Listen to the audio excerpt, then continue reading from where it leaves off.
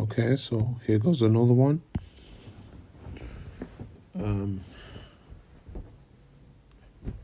These videos don't really require any introduction. It's just for me that I'm kind of doing it. I'm trying to improve as an artist, and I've realized that I create better art when I'm cognitive. It's a cognitive process. So when it's not a cognitive process, I just end up feeling like I'm just drawing stuff on the paper, and I don't enjoy that. So I guess we could start working on this guy's face. Doesn't matter what he's called, what the character is, or anything like that. It's just literally, I think it's about time for me to start getting a little bit more on the front foot with the way I create art. So I just want to create a little bit of shape for his face here to just begin with. There's that cheek, this area here where the cursor is, the cheek is just like very sharp. So for a start, I'd want to melt that down. And I want him to be quite photorealistic. As you can see, his hand needs a little bit of work, but his hand is generally in the right place, you know. It's generally looking the way I want it to look. In a lot of ways, a lot of the stuff that is on him, like all this stuff that's on his clothing, I'm going to have to get rid of that, because the first time I was trying to... well, I suppose that could be a design for some kind of jacket or something like that, which is like an armoured jacket kind of thing, which has like a cross between an armoured jacket and a t-shirt. So I'm just going to go over this line that's over his face and get rid of that. Might come in with a little bit of purple. Just thinking, I like working purple into these artworks. When it comes to purple and green, are really great for covering up smudges and covering up mistakes, as you can see there. It just seems to just get rid of it immediately. So that's what I'm going to do. I'm just going to work in a little bit of purple around his face. Using a noise brush here. I'm just going for optimum smoothness. He's got this thing on his left eye here. This mechanical thing, which isn't built into his skin. It's like a eyeglass.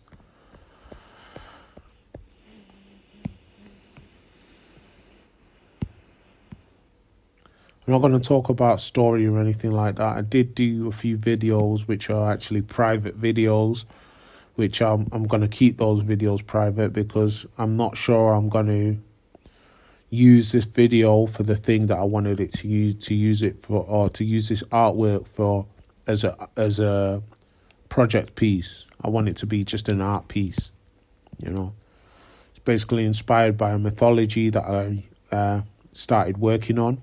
I never really had the motivation to finish that particular mythology because it was super epic, like spanning a timeline of like 16 billion years.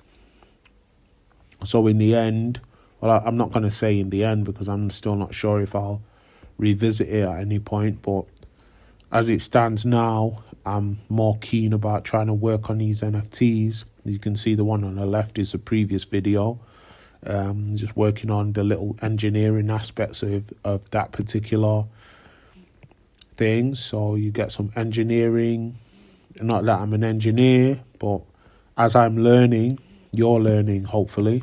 So if you do find yourself watching these videos, that's the aim of it, is to enable you to have access to a different kind of YouTube video, a different kind of cognitive process, rather than just the usual tutorials. I'm not claiming to give a tutorial here.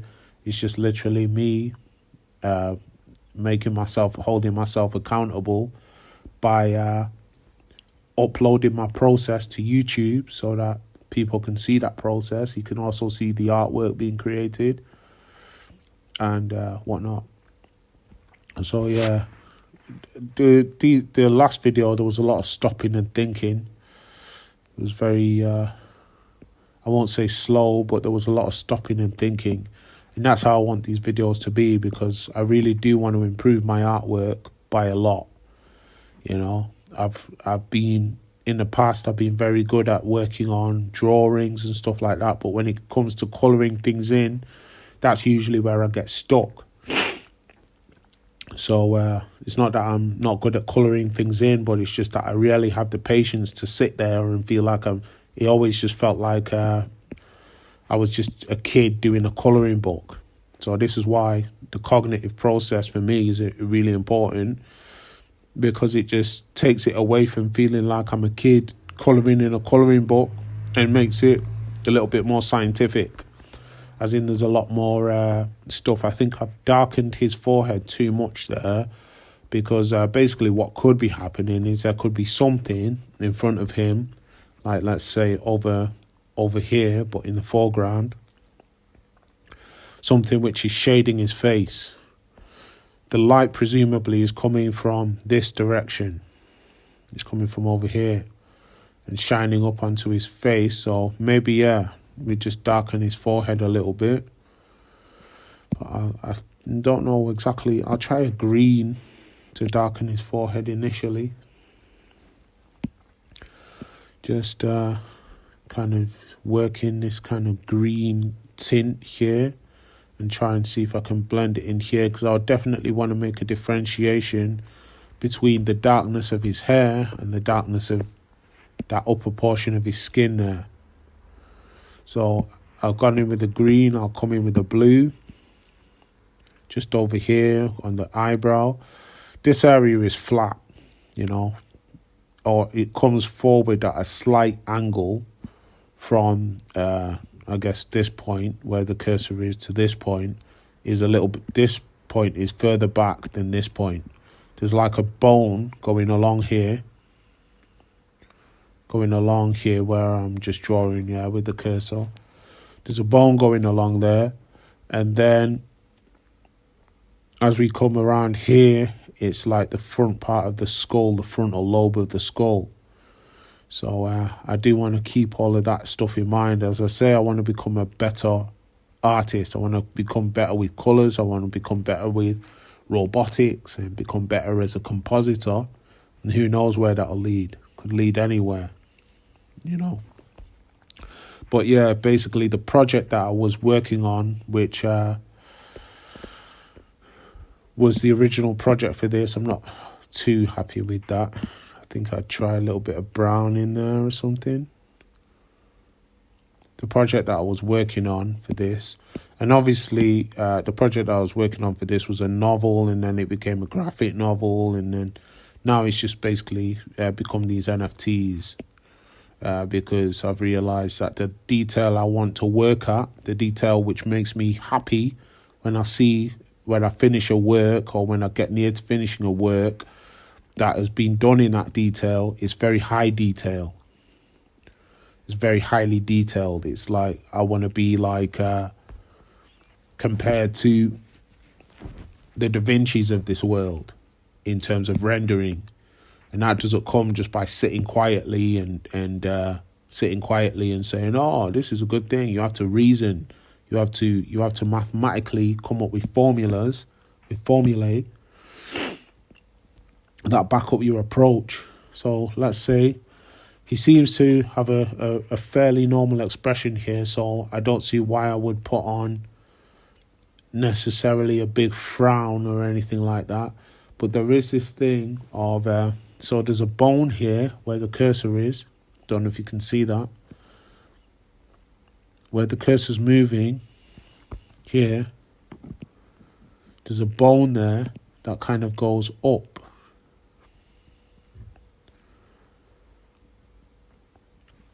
I'm not looking at a picture of a skeleton or anything right now. I'm just basically going off what I've observed in most people's faces. Usually when they do like a frown, they'll do like a thing like that. In the comic books, they'll do a thing like that. Kind of almost square bum looking thing. But for me,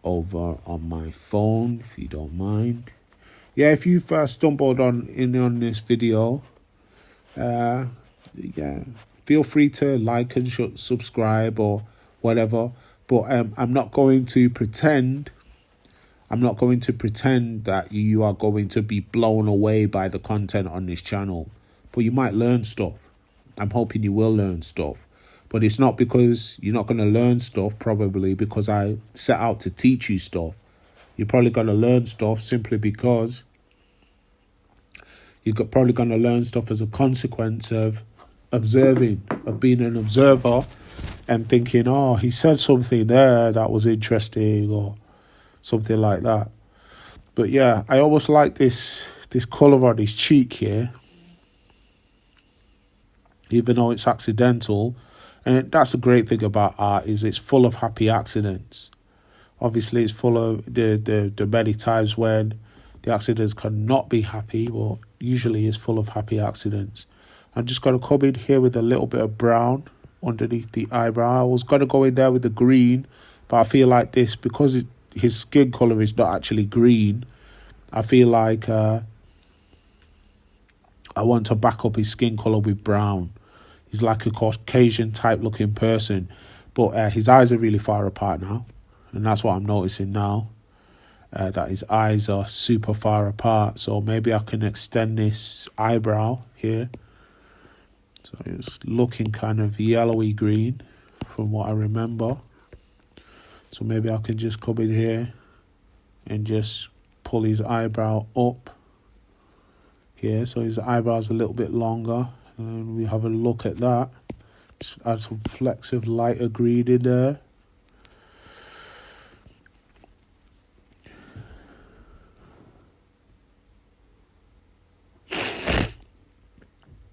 Excuse me.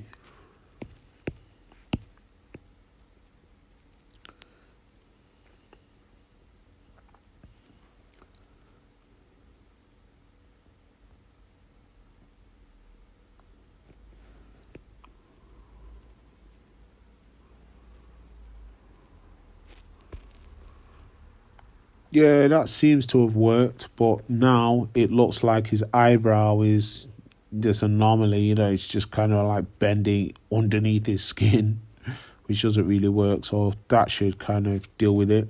And just some flecks of light on it just to maintain that effect that was won, I could say, earlier on.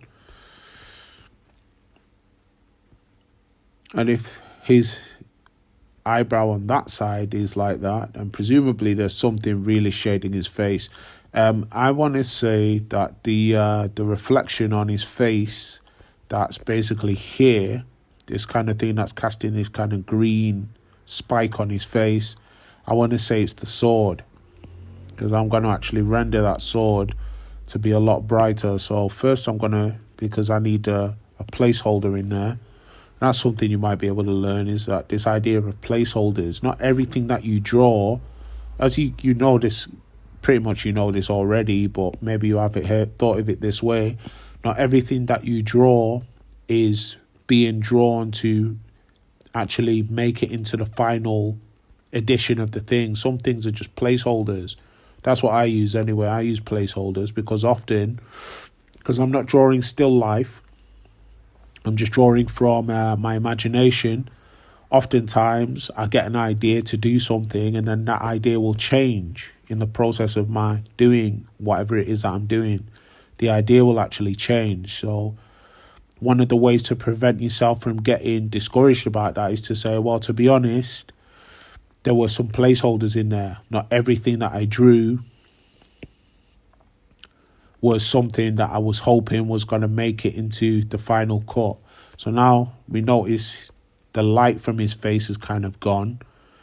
The sheen from the sword, well, basically, if the light's coming from, as we said, it's coming from the right side, the left side of the picture, as pertains to him, and his right side and our left side, then what does that mean? What does that mean for him? What does that mean for... And if it is coming from that side, why is this side of his face all of a sudden light. Because if the light was coming from two directions, if it was coming from where we